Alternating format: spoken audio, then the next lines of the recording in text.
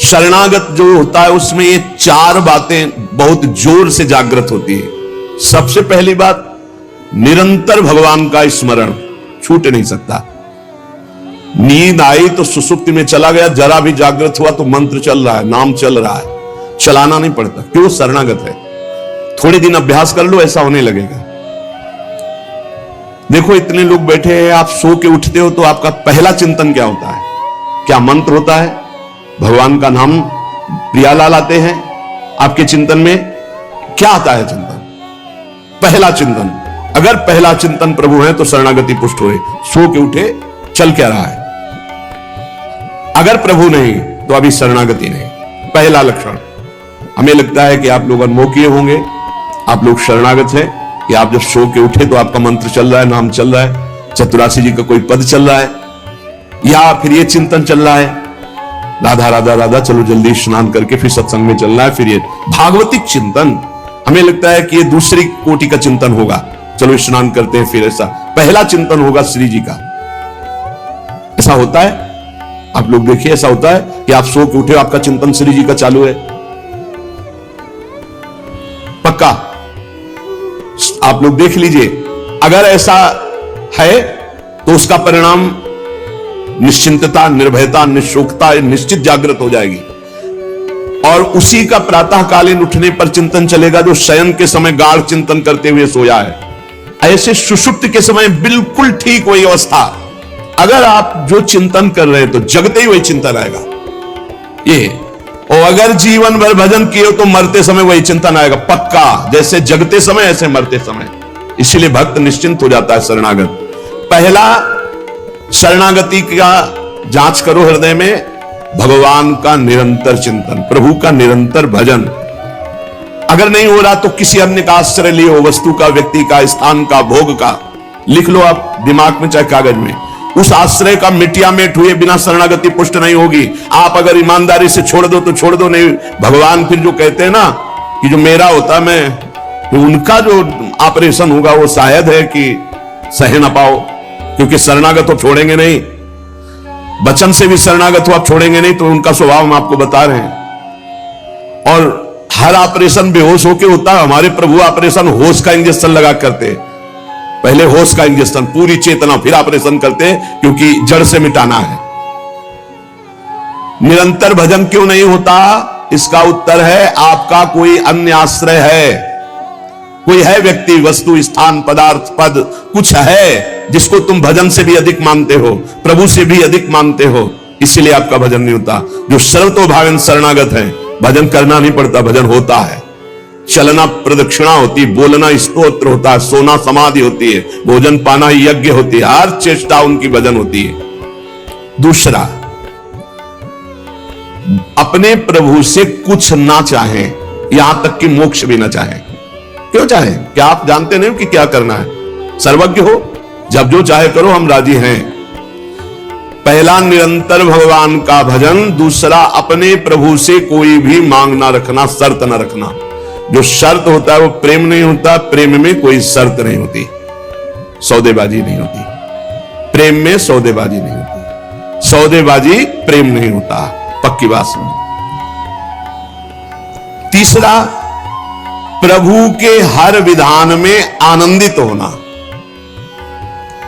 प्रभु के हर विधान में आनंदित कौन होता है? शरणागत। नहीं तो विधान की जांच होती है, अनुकूल है कि प्रतिकूल। प्रतिकूल है तो नो नो नो। ये जो कच्चाई होती है शरणागति में, वो भरभरा जाता है, शोकित हो जाता है, इधर उधर डगमगा के आश्रय लेने लगता है। हर विधान उनका मंगलमय।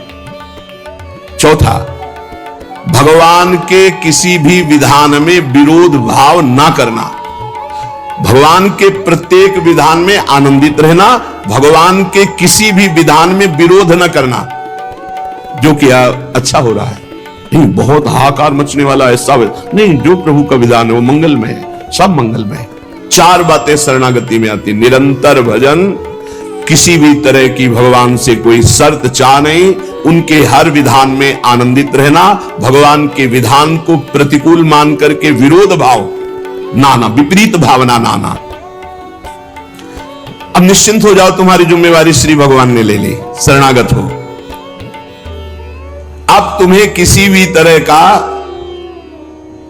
दुख आवे तो उबना नहीं है, वो सुख है, दुख रूप लेके आ रहा है। जैसे माया दुख भेजती सुख रूप में, पार्सल में ऊपर लिखा होता है सुख, और जब खोलो अंदर तो होता है दुख। जिसे तुम सुख समझते हो ये सुख नहीं, सुख की छाया है, समझ पड़ती नहीं है, गिरधर की माया है, भारी दुख है। दुखालयम शाश्वतम में जो भी पोस्ट आता है आपके पास वो दुखद ही है। माया भेजती है सामने वस्तु व्यक्ति स्थान, उसके परिणाम में अशांति दुख और आपके भजन की हानि पक्का, ये देख लीजिए। जन्म भर भगवान के साथ अर्जुन जी रहे हर समय, लेकिन गीता का उपदेश प्रारंभ हुआ शिष्यस्ते हम साधिमाम त्वाम प्रपन्नम। प्रपन्न से ही ज्ञान की उत्पत्ति होती है। जो भगवान की शरणागति, उसी से शुद्ध ज्ञान होता है। तब तक भगवान अंदर बैठे हैं, ज्ञान प्रकाशित नहीं करेंगे। जैसे अर्जुन जी के साथ रहते हुए गीता को उपदेश कब दिया? जब अर्जुन जी ने कहा शिष्यस्ते हम साधिमाम त्वाम प्रपन्नम, मैं आपका शिष्य हूं, आपका शरणागत हूं, आप मुझे ज्ञान। भगवान गीता जी, ज्ञान का फल क्या हुआ? बोले नष्टो मोह स्मृतिर्लब्धा तत्प्रसादान्मयाच्युता, मोह का नाश हो गया, स्मृति जागृत हो गई आपके कृपा प्रसाद से, हे गोविंद हे अच्युत। तो इसी प्रकार हमारे अंदर भी सब ज्ञान जागृत हो जाएगा, पहले हम भगवान की शरणागत हो। त्वाम प्रपन्नम, भगवान का सर्व समर्पण भाव ही सब दिव्यताएं जागृत करता है। भगवान के प्रति जितना समर्पित होते जाओगे उतने दिव्य ज्ञान होता चला जाएगा, और जो चीजें आपकी दुर्गति कराने वाली वो सब भस्म होती चली जाएंगी। जब कुछ नष्ट होने लगे तो क्षोभ मत करना, वो नष्ट जरूरी था होना, ये बात दिमाग में बैठा लो। कुछ पकड़े मत रहना, क्योंकि भगवान को जो लगेगा वो हटा देंगे, वो नष्ट कर देंगे। जो वस्तु भगवान नष्ट करे तो जान लो परम मंगल विधान, ये वस्तु हमें भगवत प्राप्ति में बाधा पहुंचा देती, इसलिए भगवान ने उसे नष्ट कर दिया। भगवान को समर्पित वस्तु के नष्ट होने में तुम्हें क्यों जलन हुई? क्योंकि तुमने तो भगवान को अपना सर्वस्व मानकर समर्पित कर दिया। अब तुम्हारे पास अपना कहलाने के लिए सिर्फ भगवान है, और भगवान की सब वस्तु जब जो चाहे हटा लें, जब जो चाहे रख लें। जरा इस पर विचार करो। आप राजी हो शरणागत? आपके पास अपना कहने वाला शब्द केवल भगवान के लिए है, और जो भी कुछ आपके पास है वो सब भगवान का है। वो चाहे अभी बुला ले, चाहे वर्षों रखे, चाहे अभी नष्ट कर ले, चाहे और बढ़ा दे। क्या राजी हो इस बात में शरणागति पर? अंदर से देख लो, तुमने तो दे दिया भगवान को, और तुम्हारा था कब, और वो था कौन, तुम्हें पता है? नहीं पता। इसी अज्ञान का नाश करने के लिए पहले बात स्वीकार करो, अपना कहने के लिए हमारे पास अब एक बात रह गई है, प्रभु। हमारे पास जो कुछ है, शरीर मन प्राण आत्मा परिवार धन संपत्ति, सब प्रभु को दे दिया। सोहम तभी वास्ता। अब जब प्रभु को दे दिया तो जब मन आवे तब ले ले। जैसे हम अपने घर की कोई वस्तु किसी को दे दिया, वो कह रहा है रखे रहो, हम ले लेंगे। अब जब कभी वो ले ले तो ईमानदारी से हमको दुख नहीं होना चाहिए, क्योंकि हमने उसको दे दिया। अब आप देख लीजिए, तुम जो भी करते हो वो मेरे को समर्पित कर दो। एक एक बात समझ लो। यहां यत करो से कहा है, ये करो ऐसा नहीं कहा। तुमसे जो भी हो रहा है तुम भगवान को समर्पित करो। पहला काम ये, हम शरण में जा रहे हैं, सर्वधर्मान परित्यज्य, हम भगवान की शरण की तरफ यात्रा कर रहे हैं। यत करोषि, ये तो सर्वाणि कर्माणि मयि सन्न्यस्य मत्पराः, मेरे परायण होकर सारे कर्म मेरे को समर्पित कर। क्या जाता है? तुम जो कर रहे हो, ऑफिस जा रहे हो, नौकरी कर रहे हो, किसानी कर रहे हो, व्यापार कर रहे हो, 8-10 घंटे जो कर रहे हो उसमें बीच बीच में भगवत स्मरण करो, और पूरे 8 घंटे भगवान को समर्पित कर दो। कितना बढ़िया साधना बन रही। और जब भगवान को समर्पित करने की बात रहेगी तो स्मृति रहेगी भगवान की। यत करोषि, तुम सारे के सारे कार्य मेरे को समर्पित कर दो। यत माने जो कर रहे हो। तो क्या उसमें पापाचरण भी होता है क्या? तो क्या भगवान के लक्ष्य रखने वाले उपासक में पाप वासना वाली बातें रहती क्या? इसका मतलब सत्संग सुना नहीं, इसका मतलब सतमार्ग में भी तुम्हारा प्रवेश नहीं हुआ। नहीं तो ये प्रश्न ही नहीं उठता कि भगवत मार्ग में चलने वाले का कदम कुमार्ग में चला जाएगा। भूल न दे कुमार्ग पाऊं, छोटी मोटी अगर कभी कोई त्रुटि गलती हुई तो पश्चाताप की अग्नि में भस्म हो जाता है। वो भगवान को समर्पित गंदे आचरण नहीं करता, वो प्रार्थना करता है, प्रभु ये त्रुटि हो गई हमसे, हे नाथ इसको संभाल दो, मेरे बस की बात नहीं। वो भी इस तरह से प्रार्थना पूर्वक समर्पित है। यत करोषि और यदर्शनासि, जो भी तुम्हारी जिह्वा में, रसेंद्री में जाए, पानी जाए, भोजन जाए, बिना भगवान को अर्पित किए नहीं जाना चाहिए। अभी शरणागति पुष्ट हो जाएगी। जो भी कार्य करो भगवत समर्पित करो। एक स्थिति आती है जहां भगवत समर्पित करना नहीं पड़ता, स्वयं होता रहता है।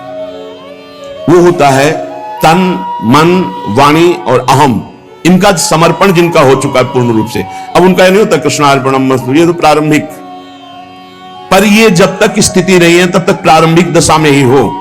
हर समय भगवदाकार स्थिति, कौन किसको समर्पण करे, ये स्थिति जब तक नहीं तब तक सिद्ध बनने की कोशिश न करे। आचरण जैसा आज्ञा हो रही शास्त्र की वैसे चले तो स्थिति आ जाएगी। यदश्नाशी, बिना भगवान को अर्पित किए कुछ नहीं खाना। भगवान आदेश करे जो पा रहे हो वो मेरे को अर्पित करो पहले। यदि शुद्ध शरणागति प्राप्त करना है तो जो कर्म कर रहे हो पहले, ये तो सर्वाणि कर्माणि भगवान कह रहे हैं, यत् करोषि, जो कर रहे हो मेरे को अर्पित करो। जो खा रहे हो वो मेरे को अर्पित करो। कुछ भी ऐसा खाओ मती जो भगवान को अर्पित नहीं कर सकते, ऐसा करो मती जो भगवान को अर्पित नहीं कर सकते। यज्जुहोषि, अब जो भी तुम भागवतिक आचरण करते हो, हवन यज्ञ आदि, तो बोले हम तो हवन नहीं करते, हम तो यज्ञ नहीं करते। यज्ञानाम जप यज्ञोस्मि, यज्ञों में सबसे बड़ी यज्ञ है जप यज्ञ। तो आप जो ये जप यज्ञ कर रहे हैं ये भगवान को अर्पित करो। भगवान कह रहे हैं ददाशी, जो तुम दान देते हो, दूसरों की सेवा करते हो, उसके भोक्ता मत बनो, कर्ता मत बनो। कर्ता कैसे नहीं बनोगे? हमारी वस्तु हम दान देते हैं, नहीं नहीं, प्रभु की वस्तु है। त्वदीयम वस्तु गोविंदम तुभ्यमेव समर्पये, आपकी दी हुई वस्तु आप इस रूप में आए, आपको दे दिया। ये भगवत शरणागति पुष्ट होने का उपाय भगवान कह रहे हैं। यह तपस्या से, जो तुम साधना कर रहे हो, जो तुम तपस्या कर रहे हो, वो सब मेरे को अर्पित कर दो। अर्थात तुम्हारी पूरे जीवन की, पूरे दिन की जितनी चेष्टाएं सब भगवद अर्पित होनी चाहिए। इससे तुम्हारी शरणागति पुष्ट हो जाएगी। यद करोसी यदस्नासी यज्जुहोसी ददासी यद तपस्यसि कौन्तेय तत्पुरुषं मदर्पणम, मेरे को अर्पित कर दो। अब ध्यान रखना, अब अपनी कमी की चिंता नहीं करनी, क्योंकि हमने भगवान को सब कुछ अर्पित कर, और कमी रहेगी नहीं। कमी रहती है अहंकार के कारण, भगवत विमुक्ता के कारण। फिर भी आपको संतुष्ट करने के लिए कह रहे हैं कि जैसे हम अपना मकान किसी को दे देते हैं, तो मकान में जाले लगे हैं या टूटा है या कुछ भी बिगड़ा है, अब ये सारी जिम्मेवारी जिसने मकान खरीद लिया, ले लिया, उसकी होती है। वो मरम्मत करवाएगा, वो सफाई करवाएगा। ऐसे ही हम अपने तन को, अपने मन को, अपने प्राणों को, अपने जीवन को जीवननाथ प्रिया प्रीतम के चरणों में समर्पित कर दिया।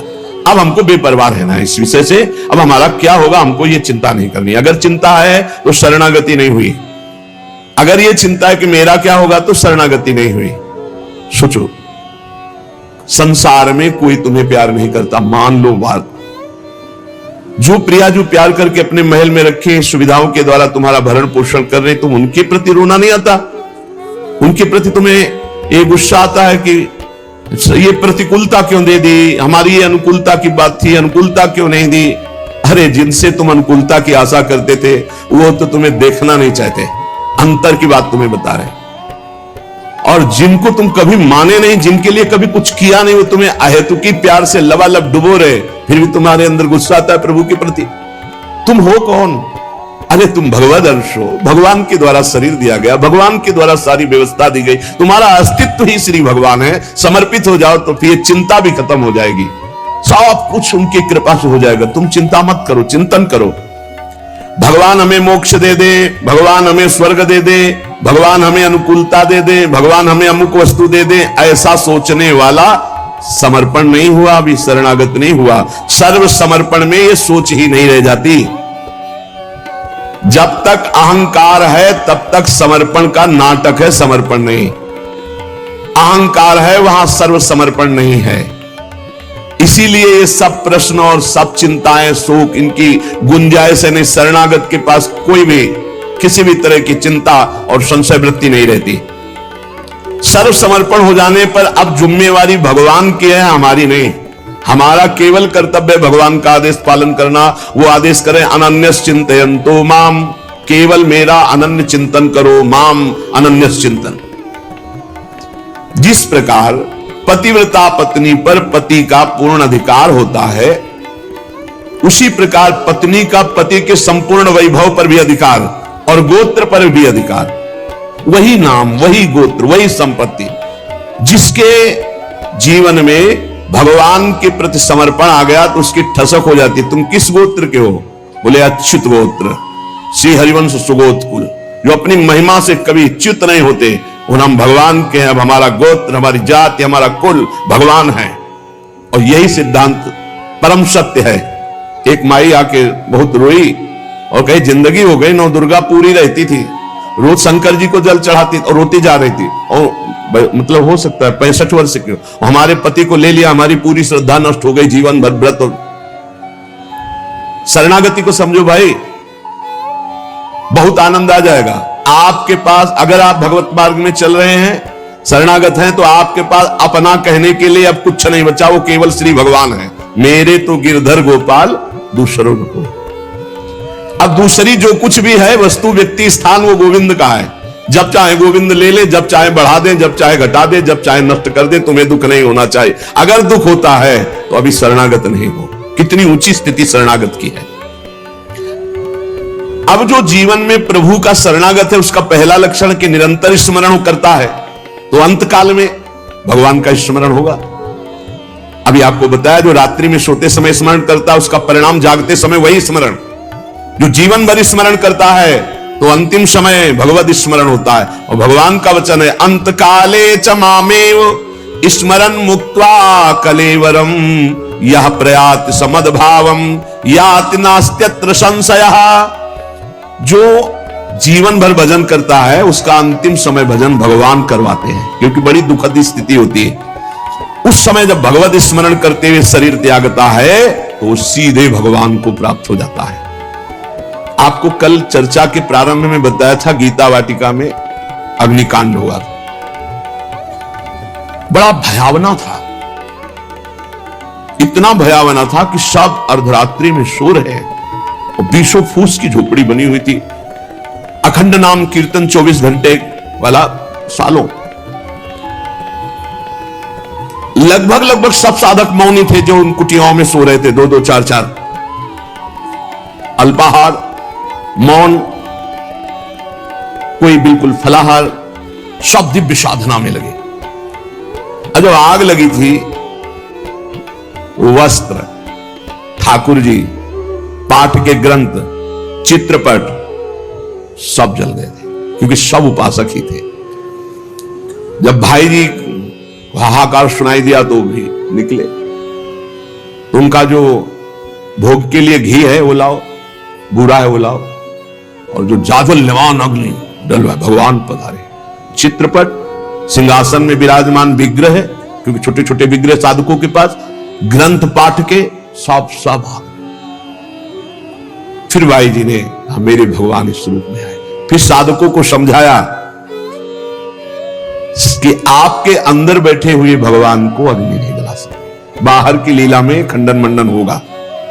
आपने जो अंदर नाम चला रखा है, इस उपासना को कोई छू नहीं सकता। बाहर की उपासना में विघ्न पड़ेगा। बाहर की लीला एक अलग है, इसीलिए उपासक अंतर्मुखता पर प्रधानता रहे।